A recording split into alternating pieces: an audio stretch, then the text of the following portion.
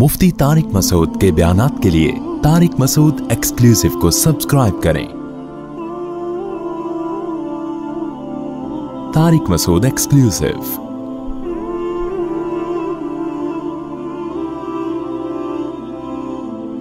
एक फैसला करो, हमें किसी ने बनाया है या हम खुद से बने हैं? गोरा कहते हैं हमें इस सवाल के जवाब की जरूरत नहीं है। कुरान कहता है सबसे पहले तुझसे यह सवाल पूछा जाएगा कि तूने ये फैसला कैसे कर लिया था कि मैं खुद बखुद वजूद में आया हूं। ये फैसला तूने कैसे कर लिया था? अल्लाह ने हमें आजाद नहीं छोड़ा, हमें अपने रब के वजूद पर, उसकी तौहीद पर ईमान लाना पड़ेगा। ये ऑप्शनल नहीं है। अगर नहीं ईमान लाए, अल्लाह कहते हैं हमेशा के लिए जहन्नम की आग और उसके ईंधन बना दूंगा मैं तुम्हें।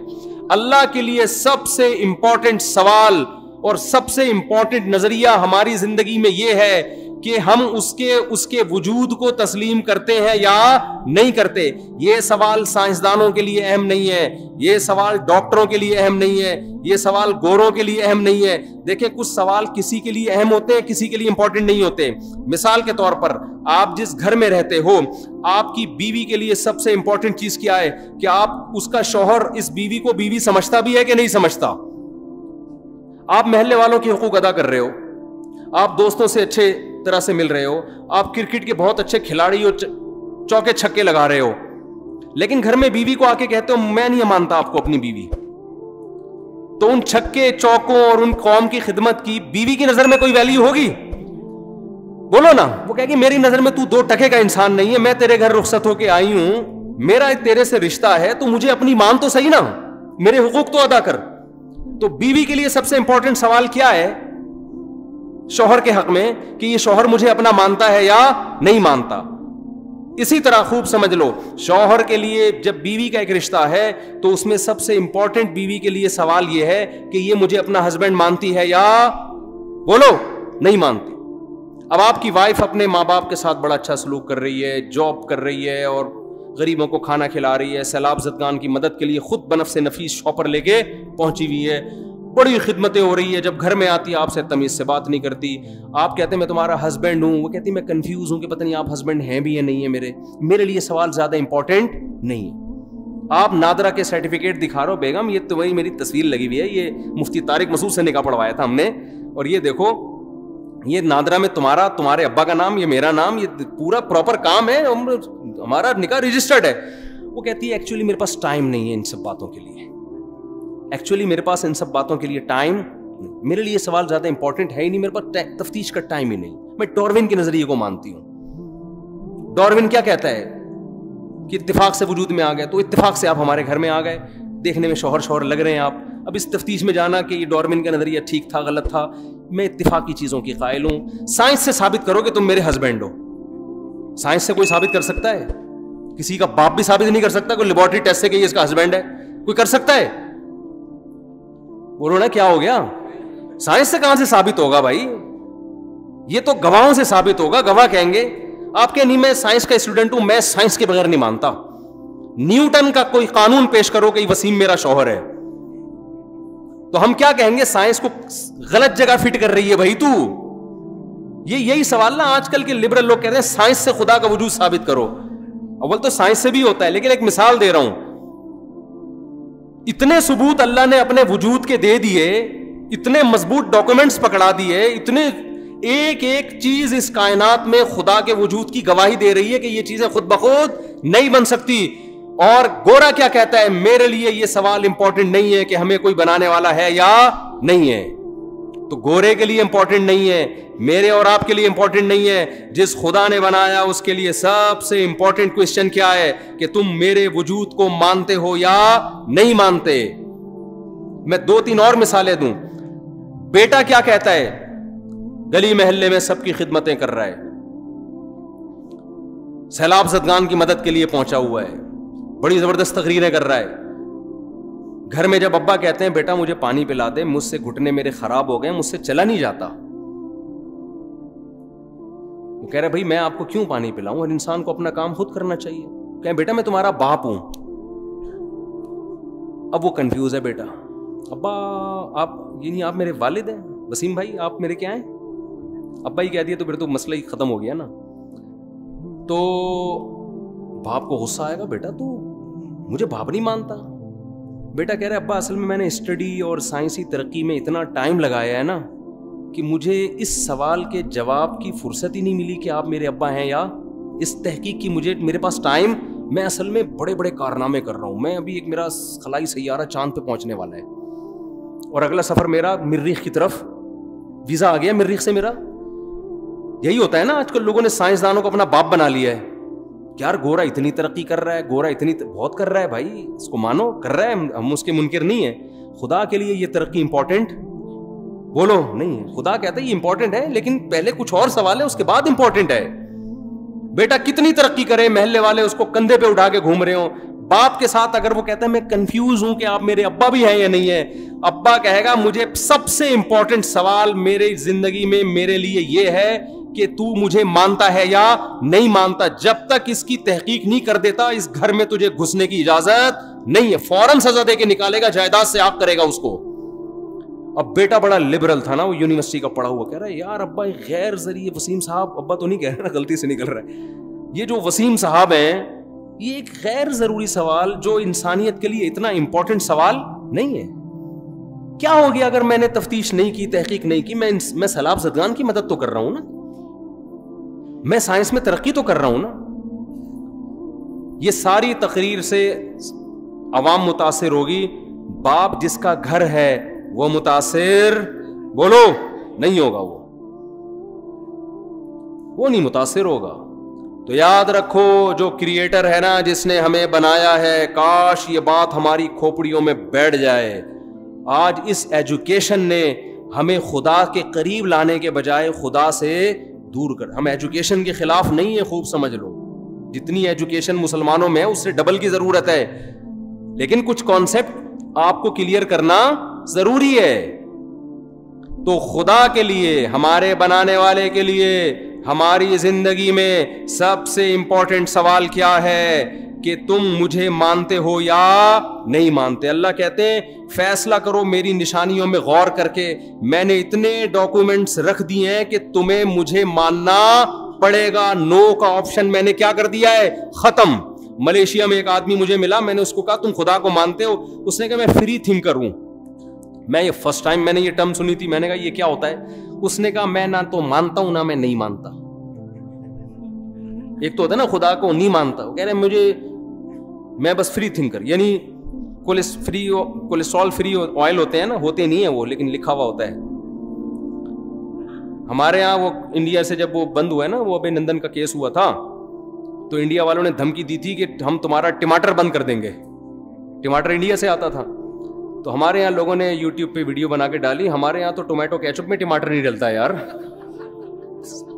تم ہمارا ٹماٹر بند کر کے کیا نقصان کرو گے. تو جن ڈبوں پہ کولیسٹرول فری لکھا ہوا ہوتا ہے نا, ان ڈبوں کو فری کرانے کی ضرورت نہیں ہے. یہ لکھنے پر گورنمنٹ کی طرف سے کوئی پابندی نہیں ہے, کچھ بھی لکھ دو, کوئی بھی تصویر بنا دو. وہ پھلوں کے اس پہ جوس پہ ہوتے ہیں, ان پہ پھلوں کے تصویریں ہوتی ہیں, وہ تصویریں ہی ہوتی ہیں. وہ ایک صاحب کہتے تھے میرے ابا حلیم کی دیگ بنا کے تقسیم کیا کرتے تھے. تو کیسے کرتے تھے؟ کہہ رہے ہیں حلیم میں اتنا چاول, اتنے پانی ڈالا اور 40 کلو گوشت لکھ کے اس کی پرچی ڈال دی اندر. گوشت نہیں ڈلتا. تو ہمارے یہاں تو حلیم ایسے بن جاتا ہے, اسی سے ذائقہ آ جائے گا بھائی. تو فری تھنکر, اس نے کہا میری کوئی تھنکنگ نہیں. کیا مطلب؟ آپ اتنے اہم سوال کو سوچنے کے لیے تیار ہو ہی نہیں. کیوں نہیں تیار ہو؟ اس لیے کہ جب آپ نے سوچ لیا نا یہ میرے ابا ہیں, تو ایک طویل سوالات کا سلسلہ شروع ہو جائے. آپ نے, جو آپ کی وائف گھر میں رہتی ہے, آپ نے اگر مان لیا کہ یہ میری وائف ہے, تو جان چھوٹے گی نہیں, بلکہ کیا ہوگی, پھنسے گی جان آپ کی. اس لیے جو فری تھنکر ہے وہ کہتا ہے ایکچولی میرے لیے سوال امپورٹنٹ ہے ہی نہیں کہ تم میری وائف ہو یا نہیں, مجھے اس تحقیق کی چندہ ضرورت نہیں ہے, تم بھی لائف کو انجوائے کرو, مجھے بھی انجوائے کرنے دو. یہ ہوتا ہے فری تھنکر. تو انسان ایک دوسرے کے حقوق میں تو ایسا نہیں کرتا. بیگم کو آپ بول کے تو دکھاؤ مجھے پتہ نہیں میں کنفیوز ہوں, تو آ جائیں گے آپ کے سالے والے پکڑنے کے لیے آپ کو. لیکن خدا نے چونکہ عذاب آخرت میں رکھا ہے, دنیا میں اللہ عذاب نہیں دیتا، کیونکہ یہ دارالامتحان ہے، ایگزامینیشن ہال ہے. رزلٹ ایگزامینیشن ہال میں اناؤنس نہیں ہوتا، رزلٹ ہمیشہ ایگزامینیشن ہال سے نکلنے کے بعد اناؤنس ہوتا ہے. قرآن بار بار کہتا ہے وَلَا تَحْسَبَنَّ اللَّهَ غَافِلًا عَمَّا يَعْمَلُ الظَّالِمُونَ. ظالم لوگ جو کچھ کر رہے ہیں اے لوگوں ان پر عذاب نہیں آتا، تو اللہ کو ان سے ہرگز غافل مت سمجھو. انما یؤخرہم لیوم، اللہ ظالم کو مہلت دے رہا ہے ایک ایسے دن کے لیے تشخص فیہ الابصار، جس دن آنکھیں پھٹی کی پھٹی رہ جائیں گی، آنکھیں کھلی کی کھلی رہ جائیں گی، حیرت کے مارے، خوف کے مارے. تو اللہ چونکہ عذاب نہیں دیتا، لہذا اللہ کے بارے میں کہ وہ ہے یا نہیں ہے، اس میں انسان کیا ہو رہا ہے کہ میرے پاس سوچنے کا ٹائم نہیں ہے. تو اللہ نے اپنے وجود کے کروڑوں دلائل رکھ دیے، اتنے دلائل. میں صرف ایک خربوزے کی مثال دیتا ہوں، صرف ایک معمولی سی مثال، اس کے بعد میں جلدی سے آگے بات سمیٹ کے ختم کرتا ہوں. دیکھو آپ کسی جنگل میں تھے، انسانوں کہیں آپ پیدا ہو گئے نا، آپ نے کبھی پودے پلتے پھولتے دیکھے ہی نہیں ہیں. ایک شخص آ کے کہتا ہے، ایک بیج لے کر آتا ہے آپ کے پاس، خربوزے کا بیج. وہ کہتا ہے آؤ میں تمہیں ایک میجک دکھاتا ہوں، جادو دکھاتا ہوں. آپ کہیں گے بھائی کیا جادو دکھا دے گا، ایک بیج کے دو بیج کر دے گا ایسے منتر دکھا کے؟ کہتے ہیں نہیں. اس نے کیا کیا، اس خربوزے کے بیج کو ڈالا زمین کے اندر. آپ کہیں گے بھائی یہ کیا جادو ہو گیا ہے، بھائی یہی کہیں گے نا. کہے گا دیکھو ابھی ہوتا کیا ہے. اس خربوزے سے کے بیج سے تھوڑے دنوں میں ایک کومپل نکلنا شروع، ایک تھوڑی سی اس کی جو بیل نکلنا شروع. آپ کہیں گے یار یہ ہے جادو، تو کوئی نارمل ہے، کوئی چیز نکل گئی ہوگی اس سے، پانی اور کھاد ملا ہے تو کچھ نکل گیا ہوگا. کہتے ہیں ابھی جادو شروع ہوا ہے. وہ بڑھنا شروع ہوئی، بڑھتے بڑھتے کیا ہوا، اس میں تھوڑے دنوں کے بعد پھول پیدا ہونا شروع ہو گئے، خوبصورت پھول. آپ حیران ہوگے نا کہ یار ایک بیج تھا وہ یہاں تک کیسے پہنچا کہ گوبر پانی اور مٹی کے ملاپ سے اس بیج میں پہلے سے ایسے سافٹ ویئر انسٹال ہو گئے ہیں کہ گوبر پانی مٹی اور سورج کی روشنی اس کو لگے گی تو اس میں خوبصورت اور خوشنما پھول پیدا ہونا شروع ہو جائیں گے. آپ اس کو اتفاق مان لو گے یا کہو گے کہ یہ انسٹالیشن ہوئی ہے؟ دیکھو کی بورڈ پہ جب آپ ایف کا بٹن لکھتے ہو، کمپیوٹر کے مانیٹر پہ ایف لکھ کے آتا ہے، تو یہ اتفاق ہو سکتا ہے؟ یہ ایک انسٹالیشن ہے نا. ارے کمپیوٹر کا ایک ڈبہ کروڑوں کھربوں سال میں وجود میں نہیں آ سکتا، اس میں سافٹ ویئر کھربوں سال میں آٹومیٹیکلی کیسے خود بخود انسٹال ہو سکتے ہیں؟ تو یہ بیج کے اندر جو ایسے سافٹ ویئر انسٹال ہو گئے کہ زمین میں ڈالا اور اس سے خوبصورت پھول پیدا ہونا شروع. ہم کہہ سکتے تھے اتفاق سے ہو گیا، لیکن نہ ایک پلاننگ ہے. وہ پھول ایک کام کر رہے ہیں. اگر اتفاق سے ہوتے نا تو ایسے ہی ہو جاتے پیدا. ان پھولوں کی ایک ذمہ داری ہے، وہ پھول اٹریکٹ کر رہے ہیں تتلیوں کو، کیڑے مکوڑوں کو. ابھی ہم نے گھر میں کدو کی بیل لگائی ہوئی تھی، توری کی بیل، پھول نکلے تو اتنے کیڑے مکوڑے مکھیاں ان پھولوں کے اوپر آ کے بیٹھ رہی ہیں. وہ کیا کرتا ہے، پھول اٹریکٹ کر کے تتلیوں کو، کیڑے مکوڑوں کو اٹریکٹ کرتا ہے، وہ اس کے اوپر آ کے بیٹھتے ہیں. اس سے نر مادہ ذروں کا آپس میں ملاپ ہوتا ہے، اور اس ملاپ کے نتیجے میں اب کیا ہو رہا ہے کہ وہ پھول مرجھا گیا اور اس کے نیچے چھوٹا سا ایک کچا خربوزہ پیدا ہو گیا. آپ کہہ رہے ہو یار یہ تو عجیب کام ہو رہا ہے بیج کے اندر، یہ تو واقعی بڑا جادو ہے. کہنے والا کہتا ہے ابھی جادو ابھی تو ابتدا ہے، ابھی تو دیکھ ہوتا کیا ہے. ہوتے ہوتے ہوتے ہوتے وہ کچا پھل ہوتے ہوتے بڑا ہوا، بڑے ہونے کے بعد ایک مقام پہ جا کے پیلا ہونا شروع ہوا، ہوتے ہوتے وہ دوبارہ کیا بن گیا، خربوزہ بن گیا. آپ کہہ سکتے ہو کہ یہ آٹومیٹیکلی بیج ایسا وجود میں آ گیا کھربوں سال کے بعد؟ کہہ سکتے ہو؟ کہو گے یار یہ ایسا جادو تو ہم نے زندگی میں کبھی نہیں دیکھا. وہ کہے گا ابھی آپ کو پتہ نہیں ہونے والا کیا ہے. آپ نے اس خربوزے کو کاٹا، میٹھا، اور وہ جو بیج آپ نے زمین میں دفن کیا تھا اس جیسے سینکڑوں بیج اس کے اندر موجود، تاکہ یہ پروسیس ہزاروں سال تک دوبارہ گھمایا جا سکے. میں کہتا ہوں سائیکل کے جو گراریاں ہوتی ہیں نا، کروڑوں کھربوں سال میں دو گراریاں آپس میں ایڈجسٹ نہیں ہو سکتی، کہ جس کے نتیجے میں ایک گراری گھومتی ہے تو چین گھوم کے دوسری گراری کو گھما کے واپس ایک سائیکل بن جاتی ہے. ایک معمولی سی سائیکل جس میں کوئی سافٹ ویئر انسٹال نہیں ہے, ایک ہارڈ ویئر ہے, وہ مادی چیز ہے, خربوں سال میں لوہے سے خود بخود وجود میں نہیں آ سکتی. خربوزے کے بیج میں ایسا سائیکل کہ ایک خربوزہ پیدا ہوتا ہے, بیل بنتی ہے, دوبارہ اس سے سینکڑوں خربوزے, ہر خربوزے میں سینکڑوں بیج, اور ہر بیج میں کروڑوں خربوزے پیدا کرنے کی صلاحیت. اور یہ کام صدیوں سے چلا آ رہا ہے, آج تک اس میں کوئی نقص واقع نہیں ہوا. تو ایک خربوزہ, خدا کی قسم لا الہ الا اللہ, اس کا ایک بیج اپنے بنانے والے کا منہ بولتا ثبوت ہے, بار بار گواہی دے رہا ہے کہ مجھے کسی نے بنایا ہے, یہ آٹومیٹیکلی وجود میں نہیں آ سکتا. پھر ایک خربوزہ کیا, پھر آم کی گٹلی کو دیکھو, ان لکم فی الانعام لعبرہ, یہ آیت پڑھتا ہوں مجھے بڑا مزہ آتا ہے. قرآن کہتا ہے تمہارے لیے ان چوپایوں میں عبرت کا سامان ہے. آپ صبح شام جو دودھ پیتے ہو, آپ اس دودھ کو بوائل کر کے اتنا مکھن اتنا گھی نکالتے ہو, ڈاکٹر کہتا ہے آپ کو یہ مکھن والا اور گھی والا دودھ پینے کی اجازت نہیں ہے, کولیسٹرول پیدا ہو جائے گا آپ کے اندر, اتنی چکنائی. تو ہونا تو یہ چاہیے تھا, گائے اور بھینس سے ایسا چکنا گاڑھا دودھ نکالنے کے لیے آرڈر یہ ہوتا کہ اس کو بادام کھلائے جائیں, اس کو پستے کھلائے جائیں, اس میں بھی آئل ہوتا ہے. یہ جب بادام پستے والی چیزیں کھائے گی تو اس سے آئلی دودھ پیدا ہوگا. لیکن اللہ نے کیا کہا کہ اگر اس کی خوراک بادام رکھ دی جائے تو انسان کہے گا اللہ یہ ڈائریکٹ بادام میں خود نہ کھا لیتا ہے, بھائی مجھے دودھ کی تو ٹینشن, بادام یہ نہیں کہنا کہ تو بادام سے زیادہ مہنگا پڑ رہا ہے مجھے. اللہ نے کیا کہا, ایسی مشین پیدا کروں گا, ایسی مشین ایسی مشین جس کو سوکھا چارہ کھلاؤ گے, اس سوکھے چارے کو کسی بھی لیب میں آپ لے جائیں, رگڑ کے دیکھیں, فرانس کے جاپان کے سائنسدانوں کے پاس لے جائیں کہ اس گھاس کو رگڑ رگڑ کے اس میں چکنائی اور تیل کا ایک قطرہ نکال کے دکھا دو, وہ کہے گا بھائی ہم نے آج تک ایسی کوئی مشین ایجاد نہیں ہوئی ہے جو گھاس سے چکناہٹ نکال کے دکھا دے, ہے ہی نہیں تو نکلے گی کہاں سے. اللہ نے کہا کہ جو کام ہزاروں سال میں سائنس وہاں تک نہیں پہنچی, میں نے ہزاروں سال پہلے ایسی مشین بنا دی ہے.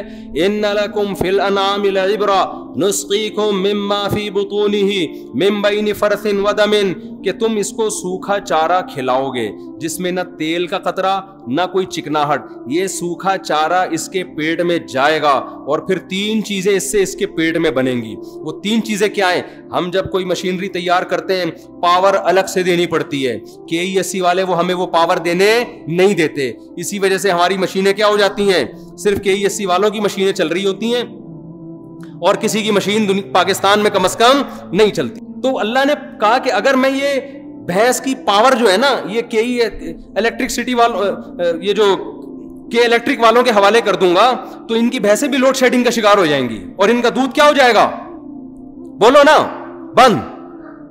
اور جس زمانے میں بجلی ایجاد نہیں ہوئی تھی اس وقت لوگ کیا پیتے؟ اللہ نے کہا جانور کو جو پاور ملے گی نا, بھینس کو, وہ اسی گھاس سے ملے گی, اسی گھاس سے. من بین فرث ودم, اللہ کہتے ہیں اس سے گوبر بناؤں گا جو زمین کی طاقت, تاکہ یہ گھاس دوبارہ اگے. وہ گوبر زمین پہ گر کے نائٹروجن پیدا کرے گا تاکہ اس سے دوبارہ گھاس اگے.